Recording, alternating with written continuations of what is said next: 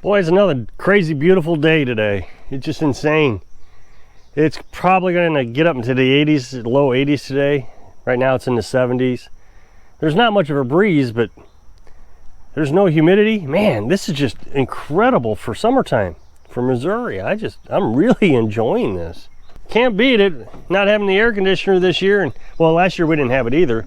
Last year was I don't remember it being too bad, but we got that heat wave earlier this, well, late spring. Got up into near, well, heat indexes were up into the hundreds, like 106. And it was pretty tough to do, but we got through it. So I'm really enjoying this. Now tomorrow it's supposed to get back up in the 90s. I think tomorrow's 90. So it's not terrible. There's a little breeze right there. So I've made a couple videos now about how I feel like that what we're doing with our lifestyle, off-grid living, is more self-sustaining than prepping. Now, I fully admit I'm not a prepper. I've tried to get away from being a prepper, and I can explain that in a minute. But the videos seem to be generating quite a bit of interest. Now, like I said, I've only made 2. There are a lot of people who agree that what we are doing is more self-sustaining than prepping. But then there are others who just thumping their chest telling me how there's just no way this is better than prepping. So as I've explained in those videos, what we are doing now is pretty much self-sustaining.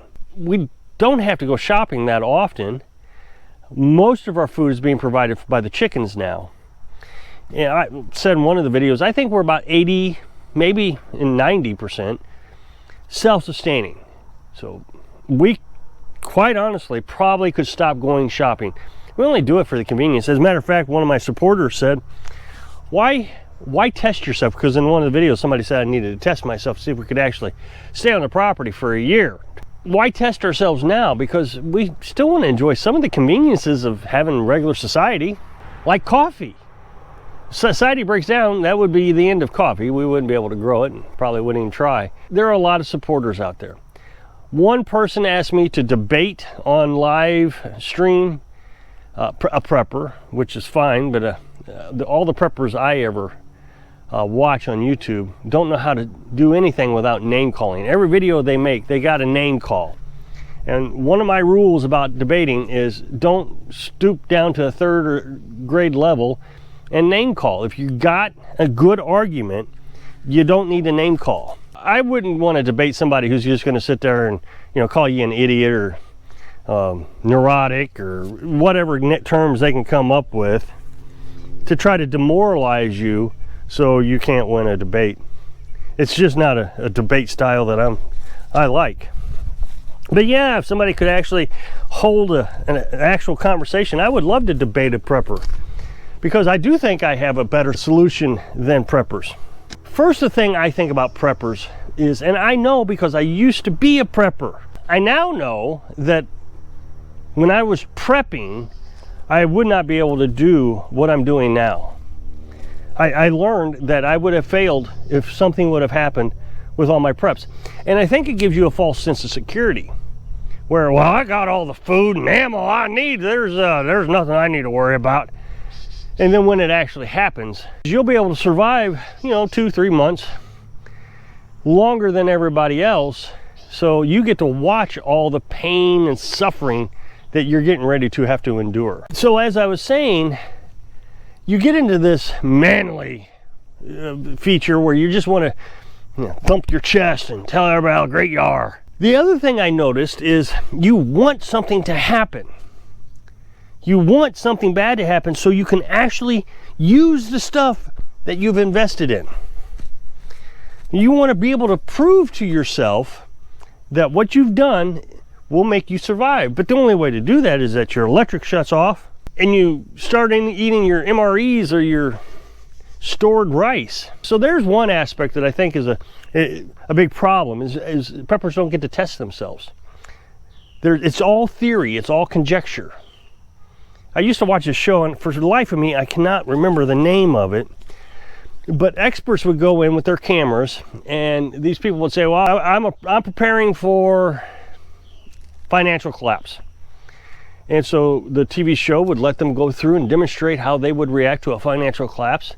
And then at the end of the show, the experts would rate them. And I remember this one episode, they had no idea what they were doing, none. Their whole idea was they were going to bug out. Go down to the river, get in their boat, and travel. It was one catastrophe after another. It was the Three Stooges. It was terrible. So that's what I see with these preppers. The other thing is I watch several preppers, and there's only one prepper that I would say is in fairly decent shape.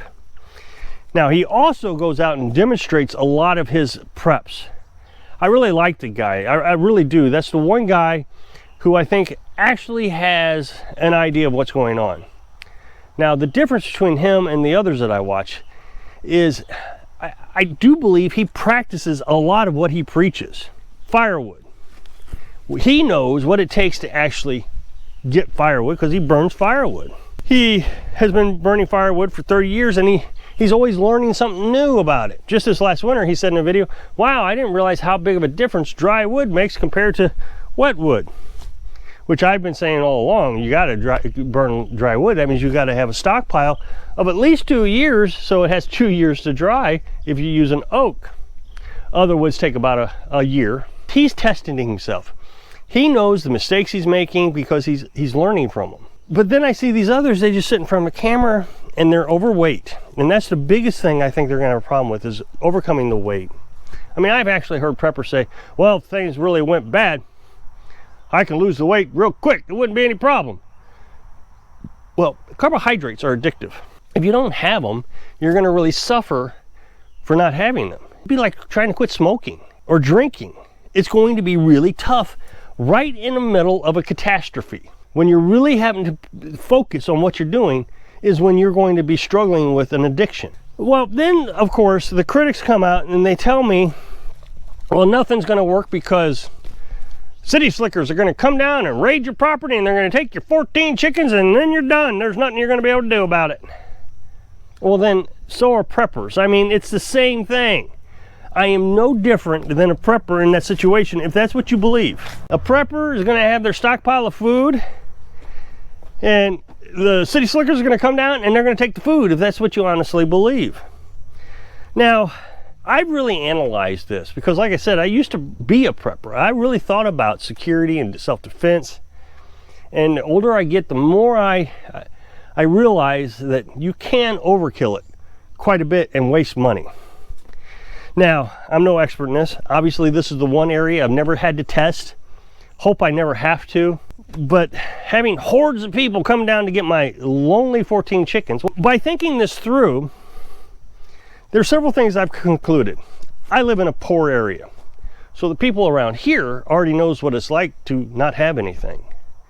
So losing something, they may have not had it in the first place. So like food, people around here really struggle with food. They do. I think somebody was trying to steal our chickens a while back. Now somebody said, oh, well, see, there's proof. You can't keep people off your property. But I caught them. My security system worked. Told me there was somebody on the property. I went and investigated. They were hiding in the camper. They ran off. Now, the other thing I really thought about is I live in kind of a tourist area. First of all, gas prices are $5 a gallon. I suspect they're going to continue to go up. As things continue to go bad, people are not going to want to drive around as much. So are they really going to want to come down to a tourist area to steal my 14 chickens? It would seem to me that if you're going to risk going out in hordes of people to come and take my 14 chickens, you're going to go someplace where there's more chickens. Maybe like a farming community where there's a bunch of cows and pigs and, well, chickens. You're not going to come here for 14 chickens. So my location seems to be good. The other thing I think I got is I look poor. I don't know if that's by design, but it definitely is to save money. But I live in a 16 by 12 foot house. It looks poor. Oh, those poor people. Look at that little house they live in. So that automatically is going to discourage some people from coming over here because it's going to be a waste of time. Why risk getting shot by me to take something from a poor person? Risk versus reward. And most people think that way. Most people aren't going to just say, okay, I'm going to raid every house I see. They're going to be calculating. Just like a burglar or a robber, They always say when they get caught and go to prison, they always say, yeah, I always robbed houses that didn't have guns. Soft targets, you know, they say those kind of things. Well, same thing. It's just not worth it. Now, as far as firearms, I only ever had about 3 different types of firearms. I always had a hunting rifle. The hunting rifle was for deer, it was a 30-06. Then I had a 357 Magnum. I had a revolver and a rifle. The rifle was a carbine, lever action. It was a Henry's. Well, the reason I had 357 is they were really easy to reload. You put almost any kind of powder in it. You could actually make bullets out of the lead. I had the whole lead making thing. I could go to public conservation areas here in Missouri that have firing ranges, and I could dig up the lead in there, and I could smelt that down, get the copper out of it, and pour my own lead. So I really had that all figured out. So between the 2 guns, my revolver and my carbine, I felt like I had a pretty good self-defense thing going on as well. Of course, the revolver was always risky because it had a limited amount of bullets you could put in it. But then I always had 22s. I have a 22 pistol that's very reliable. I've put thousands of rounds through it. It may have malfunctioned once. Then I had a Henry 22. I always thought those were really reliable firearms. And the reason I always kept the 22 is, one, small game. The rifle was just dead on accurate, and so is the pistol. The pistol is just an easy thing to carry. Now, a lot of people say, no, you need something with knockdown power. Well, those type of people always say, well, would you want me to shoot you with it? No. Why? Well, it could kill me. Well, okay. I don't think people are really wanting to get shot. So if they come to your house to steal food and you're winging off 22 rounds at them and one of them hits them, it's most likely they're going to turn around and say, ow, and run away. You got to use a little bit of logic, but the thing about the 22 is everybody in the country, well, I don't know if everybody, but most everybody in the country has one, which means they have ammo. So when people start to bug out, is what the preppers call it, they're going to leave some things behind. They can only carry so much. And one of those things is the 22. Think about this.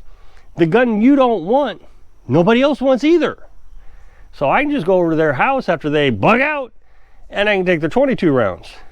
Gives me lots of ammo. And again, self-sustaining, if you really think about it, the way I live life. I can replenish the 22. So that's kind of the way I think about it, is self-sustaining, practical. Once you get away from beating your chest, thumping your chest, you can really start to think about how to actually live life without all the stuff. So I hope I can inspire you to relax so you can live your dream. Thanks for watching.